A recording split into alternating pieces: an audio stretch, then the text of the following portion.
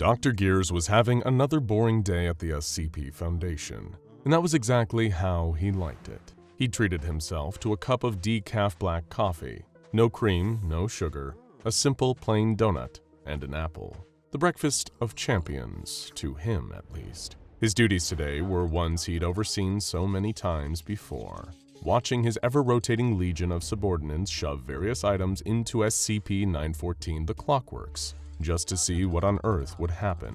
This machine had the ability to transmute matter in a variety of fashions, depending on the input selection, whether rough, coarse, one-to-one, fine, or even very fine. They tested everything, from Dr. Gears' watch to a chimp, which, as we all know, resulted in the beloved hyper-intelligent chimp scientist, Dr. Bobo. There were in fact such extensive testing records for SCP-914 that Dr. Gears had started taking an uncharacteristic hands-off approach to testing, as long as the researchers working under him were reasonably sure that the results of their testing wouldn't result in a containment breach, a fundamental alteration of consensus reality, or some massive loss of life. They could just go ahead with whatever dumb little experiment their heart desired. This, however, would turn out to be a way longer leash than Dr. Gears ever should have given to the kind of weirdos who work at the SCP Foundation. There had been certain, let's say, incidents in the past that have proved members of the SCP Foundation aren't above using anomalies inappropriately for their own personal enjoyment. There was, of course, the incident with SCP-662, the butler's handbell, and the supernatural butler it summons, Mr. Deeds. During the early stages of testing, Dr. Mirth, under the guise of experimentation, made Mr. Deeds make him tea, wash his car, cut his hair, and even do his laundry. Dr. Mirth was given a stern talking to by the O5 Council for this abuse of power. Good job, O5 Council. It's not like you ever use anomalies for your own benefit. Let's move on. Nothing to see here, folks. Speaking of people working for the Foundation using anomalies inappropriately, who could forget the extremely uncomfortable incident involving SCP-137, a real toy? This anomaly has the ability to become a real-life version of any toy brought into its vicinity, from the masters of the universe to Barbie in her dream house. But one researcher was hiding a horrifying secret. He was a brony. And that's why he sneaked a Twilight Sparkle toy into the testing chamber so he could have a conversation with his favorite My Little Pony character, which all in attendance agreed just had incredibly rancid vibes through and through. And that brings us back to today. Dr. Gears deciding to let his subordinate researchers throw pretty much anything into the Clockworks as long as it was unlikely to cause physical harm. And leaving this metaphorical door open allowed people like Dr. Siegel to step through. You see, while Dr. Siegel was considered by most to be an incredibly diligent and hardworking junior researcher, he did have one vice in his downtime. He was a card-carrying furry. And we're not just talking about a guy who watched Disney's Zootopia a few too many times. He had his own fursona. A wolf, if you were curious. I personally wasn't. He attended cons for fellow furries semi-frequently, and even had his own expensive, custom, high-end fursuit. As such, there was one SCP he found particularly interesting, SCP-1471, also known as MalO version 1.0.0, an anomalous mobile app with some extremely strange properties. If you access it on an app store of your choice, you'll encounter an image of a strange, skull-headed canine creature with the following iconic description. MalO version 1.0.0 free. Reviews 0. Description: never settle for those awkward feelings of being alone ever again. MalO is an exciting and interactive experience that will keep you engaged and intrigued. The anxiety of social situations can be nerve-wracking, but after just a few hours of MalO, you will soon forget all about those painful emotions of disappointment. Be part of the new craze that is so quickly becoming the next social substitute. Remember, the more you participate, the more MalO will engage you. Your experience is completely up to you. Absolutely no ads. Enjoy. Dr. Siegel was certainly eager to forget all his painful emotions of disappointment and embrace the new social substitute. But he'd read all the documents and seen all the pictures on the file. Those who download the MalO app will be texted a series of photos, becoming closer to home over time, both literally and figuratively, which show the strange creature known as MalO getting closer and closer. For some, this would be a complete nightmare. For those inclined in the direction of Dr. Siegel, it would be a dream come true. There was only one issue. They were just pictures. But Dr. Siegel didn't get a job at the SCP Foundation by having a lack of intelligence. He'd very quickly figured out a potential solution to the digital barrier between him and his canine crush. He'd buy a burner phone, download the MalO app onto it, and put the resulting infected device directly into the Clockworks. It was one of the best ideas he'd ever had, in his own humble opinion. But of course, it would all be about selecting the right setting.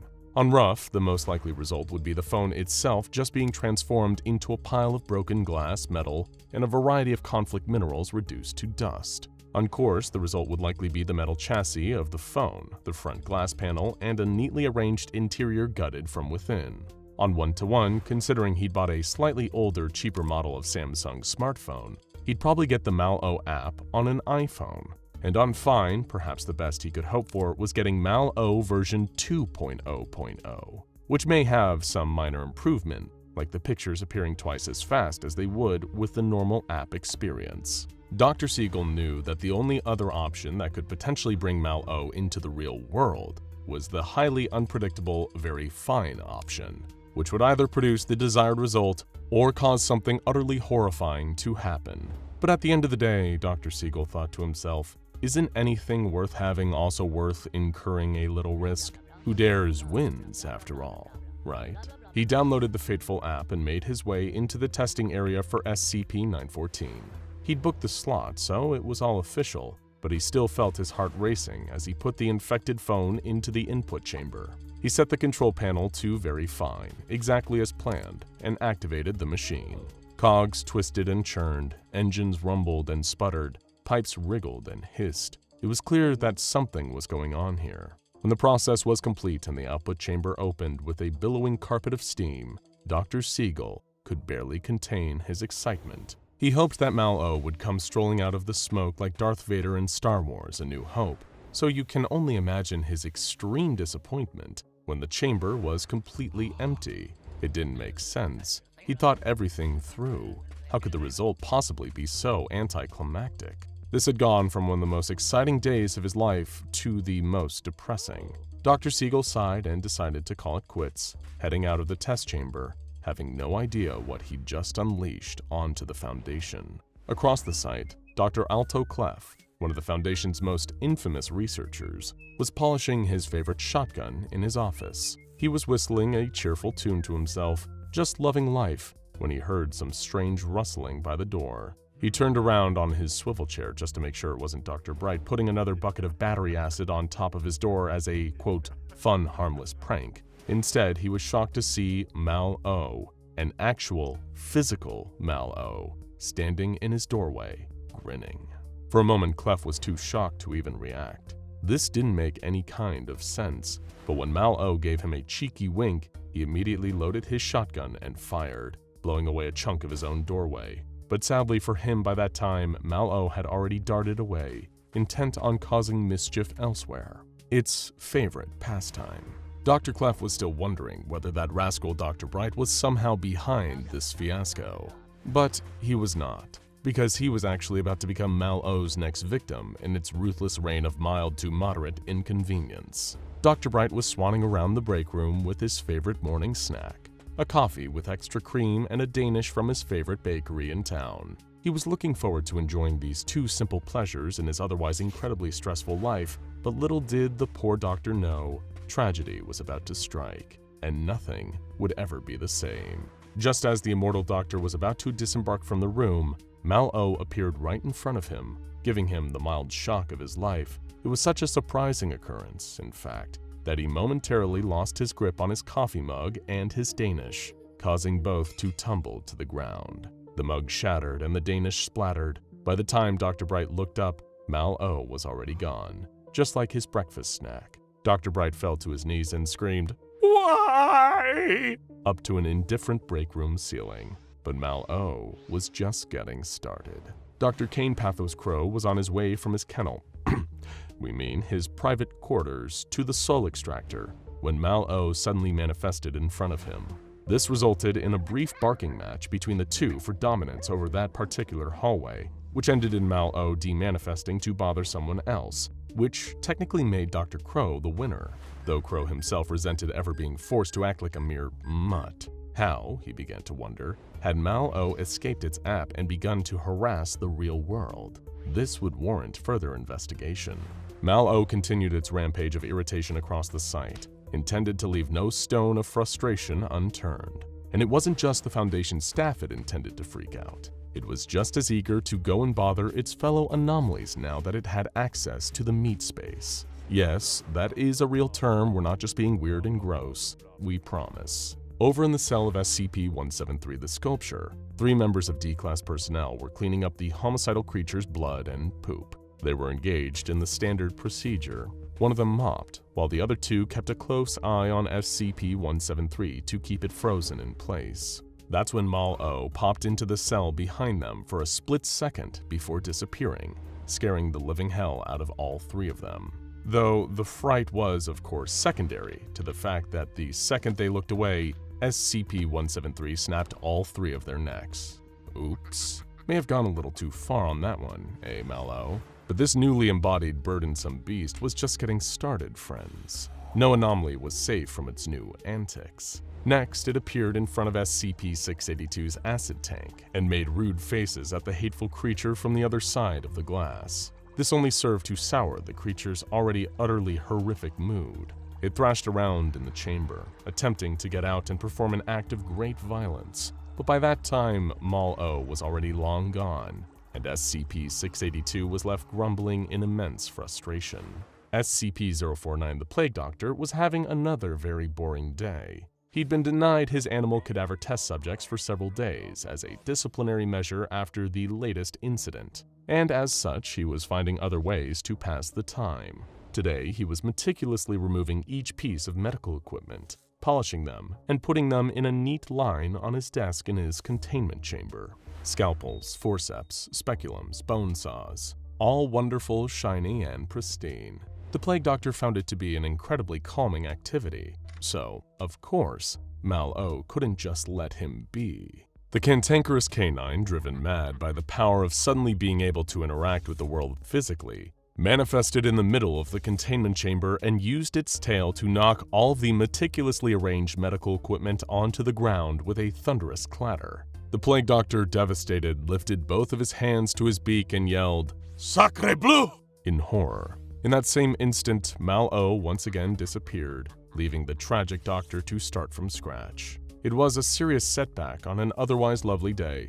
"Curse you, strange dog creature," he thought to himself while bending over to pick up the pieces. "Curse you and your entire bloodline." A group of hardcore Mobile Task Force members was engaged in the comically manly activity of playing poker while smoking in the barracks. And before you judge them for that, remember that if your job was as stressful as being a member of a Mobile Task Force, you'd probably smoke too. But their job was about to get a little more stressful when MalO suddenly materialized and gave the poker table a sharp kick, sending the towers of poker chips and decks of cards all over the place, before disappearing without a trace yet again. It completely ruined their game.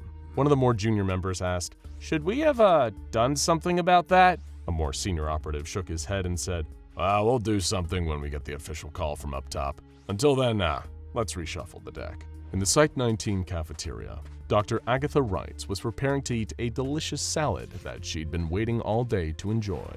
As we've often established, working at the SCP Foundation can be an immensely stressful job, so you need to take the small joys where you can get them. For Dr. Wrights, this delicious premium salad that she'd bought from Harris Teeter earlier in that day was indeed a joy. She even got a fancy vinaigrette dressing for the occasion. Before she took the first bite, she noticed SCP-073 Kane approaching. Dr. Wrights smiled and gave him a polite nod. Kane waved back. That, our dear viewers, is when tragedy struck. MalO suddenly manifested in front of Kane, propping out one of its canid legs right in front of where the hapless anomaly was walking. By the time Kane began to trip and fall over, MalO had already vanished. but it was too late. Kane kept falling forward until one of his metal hands landed right into the bowl that contained Dr. Wright's salad. Due to his anomalous abilities, the salad immediately withered away into nasty, dead nothingness. Dr. Wright began to cry as Kane, who felt profoundly guilty, tried his best to apologize. Truly, nobody in Site-19 was safe. MalO popped up behind Iris and ruined all of her photos. MalO popped up behind the immortal Hitler clone in his cell and gave him a good kick in the rear. MalO even popped up right behind SCP-343, also known as God, who smugly replied, "I knew you were going to do that, my son."